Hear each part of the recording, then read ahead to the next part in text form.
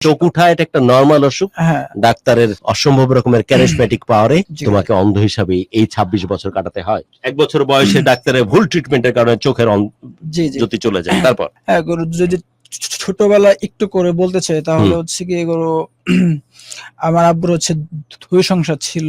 তো আমি হচ্ছি 3য় সংসার। তো আমার ১ম সংসার হচ্ছে আমাদের আব্বু মানে যারা বিয়ে করেছিলেন তো উনি 5 মেয়ে ছিল, কোনো ছেলে হচ্ছিল না।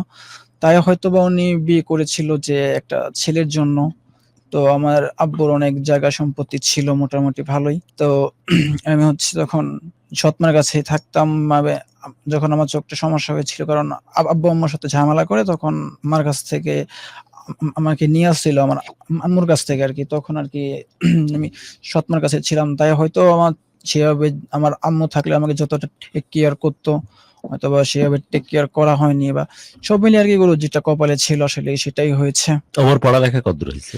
না এগুলো পড়ালেখা করিনি কারণ যেহেতু আমি চোখে দেখতে পাই না তো আমার আব্বু-আম্মু ভাবতো যে আমি একটা নিউ জায়গায় যাবো, সেখানে আমার কোনো সমস্যা হবে বা অনেক বিষয়ে চিন্তা করে আমাকে স্কুলে দেয় নাই। যদি আজকে স্কুলে পড়তাম তাহলে আমার জীবনটা হয়তো বেল পদ্ধতি মনে হয় হতো বলে না। না? হ্যাঁ, বেল পদ্ধতিতে পড়াশোনা করা হয় বা এখন তো যারা ওই যে ব্লাইন্ড পারসন তারা ভালো চাকরি করছে, জব এক্সাক্টলি। অনেক কিছু করছে। মানে অহেন যে গরুর ধরেন চোখ আছে এটা কোনো সমস্যাই না। কারণ তারা একদমই তাই। পিছিয়ে নাই গো। তারা অনেকটা এগিয়ে গেছে। এগিয়ে কিন্তু গেছে। আমি তাদের ওই কাতারে সুযোগটা হয়নি। দেওয়া হয়নি আমাকে আমার নো প্রবলেম। হ্যাঁ, কোনো কাজের মধ্যে ঢুকেছিলে তুমি? না গো আমি আজ অব্দি কোনো কাজ করিনি বা এরকম কোনো কাজ করার মতো কোনো এক্সপেরিমেন্ট নেই আমার। কারণ আব্বু-আম্মু আমাকে সেরকমভাবে কোনো কাজ করতে দেয় নাই, একা চলতে দেয় নাই। যদি কোনো সমস্যা হয় কারণ একটা মাত্র ছেলে ছিলাম তো। তাই একটু ওকে। টেক কেয়ার বেশিরভাগ তার মানে বেশি করত। 2 সংসার তোমার বাবার। জি, জি, জি। ১ম সংসারে কয়টা বোন ছিল?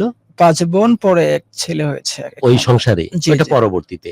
তখন পর্যন্ত 5 বোন। হ্যাঁ, তখন তারপরেও ৫ ভাবছিল যে নতুন বিয়ে করলে মনে হয় যদি ছেলের মুখ দেখতে হ্যাঁ, পাবে। একটা ছেলে যদিও X আর Y এর যে calculation it depends on actually male মানে ছেলেদের গরু উপর নির্ভর করে।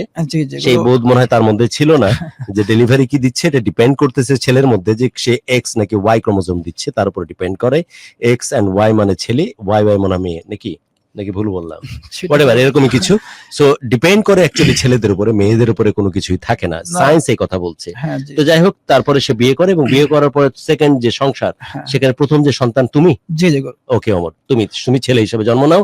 না, না কিন্তু গো সরি এখানে একটু ভুল ছিল। বলো। ১ম হচ্ছে আমার একটা মানে ভাইয়া হয়েছিল। তো ও নিয়ে হচ্ছে আবার একটু অ্যাক্সিডেন্টে মারা গিয়েছিল। সেটা আহা, আমার সেভাবে কোন বয়সে? সেটা করে আমি সঠিক বলতে পারছি না। সেটা আমার যাই হোক আম্মু হয়তো প্রথম যে সন্তান জন্ম নেয় সেটি অ্যাক্সিডেন্টে মারা যায়। হ্যাঁ, তারপরে তুমি হ্যাঁ, কিন্তু 1 বছরের মাথায় জি, জি, তোমার চোখের যে সমস্যা হয়, চোখ সমস্যাটা উঠা এটা একটা নরমাল অসুখ। হ্যাঁ, ডাক্তারের অসম্ভব রকমের ক্যারিসম্যাটিক পাওয়ারে জি। তোমাকে অন্ধ হিসাবে এই 26 বছর কাটাতে হয়। মানে গরু ওকে। আমি এটাই জানি যে ডাক্তারের ভুল ট্রিটমেন্ট হয়েছিল। কিন্তু এছাড়া গরুর যে মানে আদার্স অন্য কোনো আছে কিনা সেটা কিন্তু আমি তোমার জানি বাবা-মা না। তোমাকে সবসময় টেক কেয়ার করে রাখে। হ্যাঁ, হ্যাঁ। কোনো কাজের মধ্যে ঢুকতে দেয়নি, লেখাপড়ার মধ্যেও যাই